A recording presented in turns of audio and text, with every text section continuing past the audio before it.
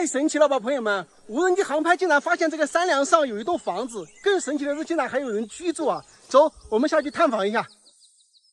从这个无人机飞行的距离来看呀，这里走下去应该是2公里多一点的路程啊！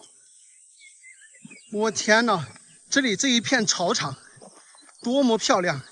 养一点牛，养一点羊，那多爽啊！哇！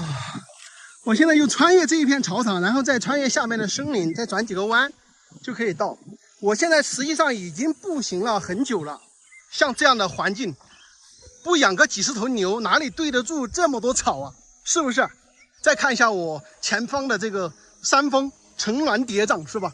你想跨越过去，真的是太难了。朋友们，我隐隐约约已经是看到了我们要去拜访的那一户人家，看到没有？这里，中间屏幕的中间。但是现在我要从这里走去，再从这里下去，然后再上去。你看得这么近，但是实际上我们走过去可能需要20来分钟，半个小时左右哈。在我们贵州是不是望山跑死马？就是这个意思。你明明看着很近，对不对？但是你要走到的话，你需要走一会儿。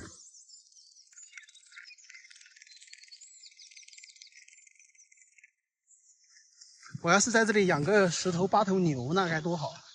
对吧？全是这么漂亮的这个草，草资源太丰富了，晒死了，朋友们，看看我晒成什么样了，我都感觉跟包拯差不多了。这么多的草啊，这一片山脉下来全是这样的草，真是不养殖太可惜了。那里马上就到了，这里弯过去，爬上去就到了。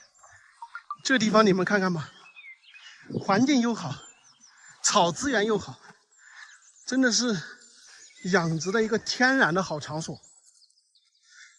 看得出来，这些全是土地哈，以前都是土地，现在没有做了，它就全部长了这样的茅草出来，而且这个草也非常非常漂亮。你们看，这一个山脉的两边都是这样很深的一个大峡谷，一户人家居住在这个地方。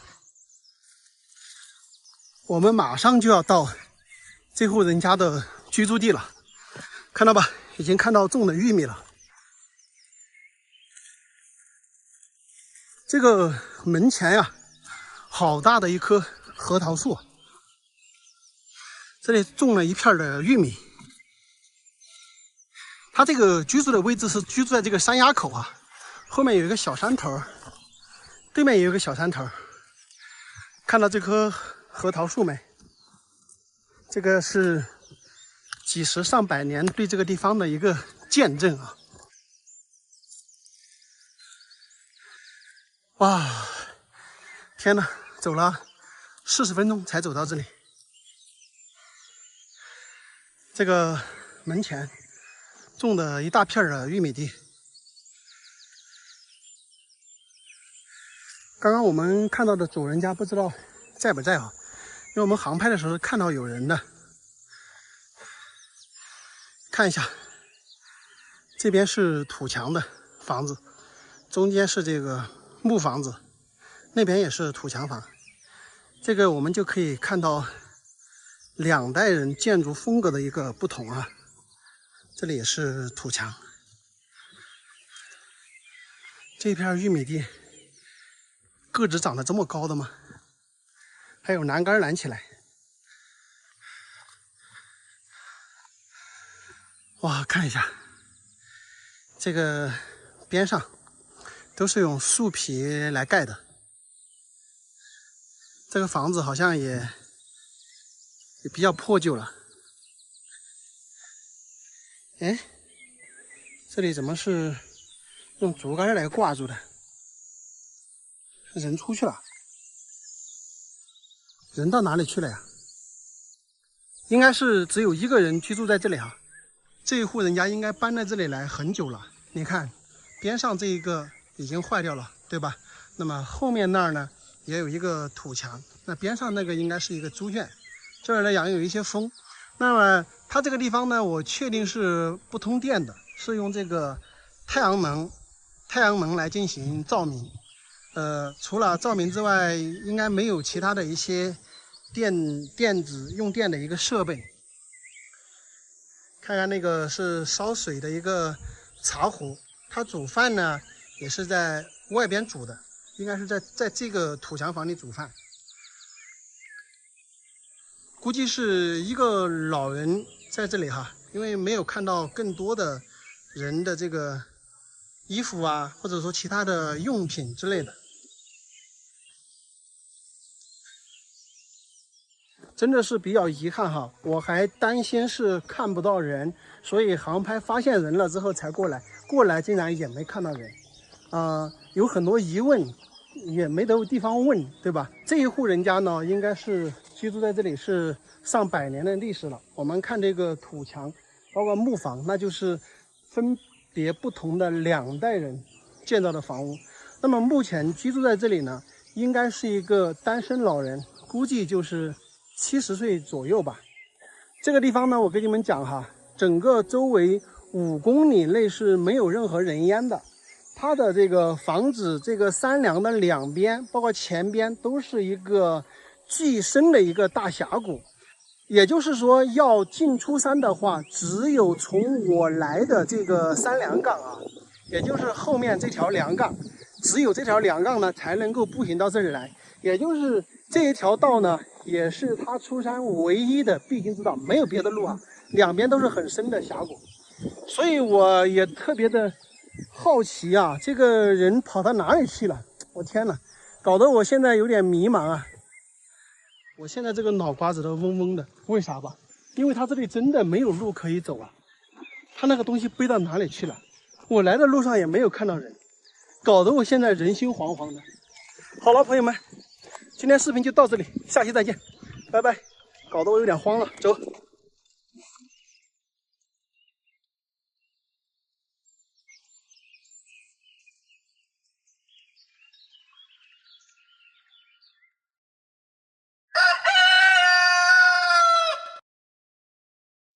朋友们，大家好！现在我在云贵川3省交界处，这个地方呢被称作鸡鸣3省。何为鸡鸣3省？意指早晨一只公鸡打鸣啊，3个省的人可以同时听到。我身后这一座大桥呢，就是历时3年半，历尽艰难险阻，2020年1月22日才正式建成通车的鸡鸣3省大桥。走，带你们去看看，非常的壮观。我现在所站的位置呢，就是四川泸州的叙永县。那么桥的对面呢，就是云南昭通的镇雄县。再看这边上边呢，就是贵州毕节的七星关区。那个修建的像只雄鸡的造型呢，就在这个山上。那么这边呢，2边都建设有停车场。比如说这里还建有一个农产品的一个交易中心。也就是当地的老百姓有什么农产品呢，都可以拿到这里来销售。本来呢，现在也是一个开放式的旅游区，所以有很多人呢到这里来玩耍。那么间接的呢，也带动了当地农产品的一个销售。这边呢就是大桥，咱们到这个桥上去看一看。这儿牌子上也有写啊，3省交界的位置。我们走到这个桥面上呢，发现这个桥面还是非常宽的啊，有10多米的一个宽度。你走路在这个上面，你可能不感觉有多么的险峻，但实际上下面是非常深的一个峡谷。这一座鸡鸣3省大桥的跨度呢有180米，从桥面到水面的垂直高度呢有160米哈，多高呢？相当于53层楼的高度。我们现在呢来到了这座大桥的一个正中间，我们往下看一看，这条河流呢叫做果哈河，正好呢把四川叙永和云南镇雄分开。这边呢就是四川叙永县，这边呢就是云南的镇雄县。大家可以看一下，两边都是悬崖峭壁，中间一条河流，非常的艰难。在我们云贵川的大山里啊，大家知道都是高山险阻啊，出行非常的不便。那么在这个河的两岸呢，很多人都是有亲戚的，对不对？四川这边的人，假如说要到云南这边来走亲戚，是非常不容易的。就是为了走亲戚呢，他们在上个世纪就开了一条悬崖栈道，就这个位置，大家看到没有？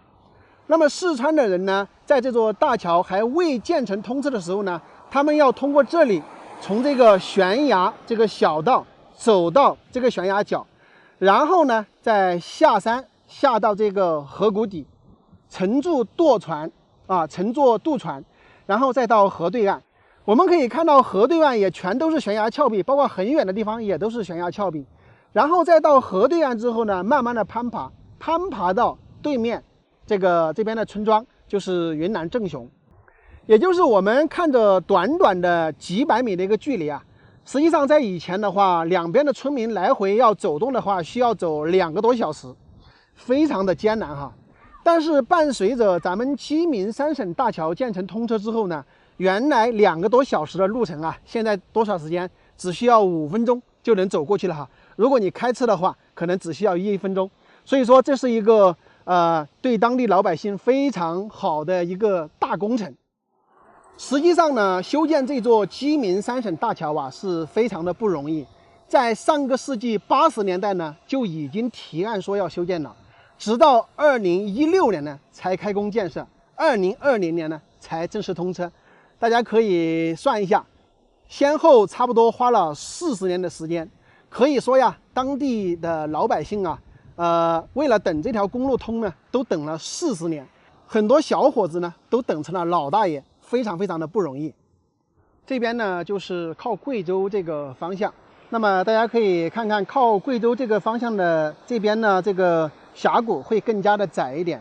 这条河呢，刚刚我们说过了，叫果哈河。这边这条河呢叫做渭河，这2条河汇合之后往下游走呢，下边就叫做赤水河了。所以这个地方呢，不光是3省交界，也是3河交界的一个地方。那么对面那个山顶上啊，就是贵州这边修建的鸡鸣三省景区啊，也就是这个雄鸡造型呢，就在这个山顶上啊。我们只能从这个空中俯视图去看。有很多朋友就问啊，这个云南和四川都把桥架通了，来往呢非常的方便，但是贵州这边为什么就没有架桥呢？大家可以看这个地理环境、地理位置。